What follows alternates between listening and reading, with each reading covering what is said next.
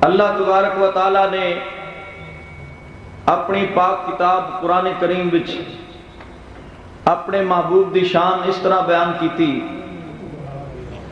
فرمایا وَرَفَعْنَا لَكَ ذِكْرَكَ، سبحان محبوب ہم نے آپ کے ذکر کو آپ کے لیے بلند کر دیا۔ اللہ اللہ اللہ، سبحان اللہ۔ اس آیہ مبارکہ دے وچ دو موضوع بیان کیتے گئے نے، ایک بلندی ذکر مصطفیٰ سبحان اور دوسرا رضائے مصطفیٰ۔ سبحان اللہ، سبحان رفت ذکر دا بھی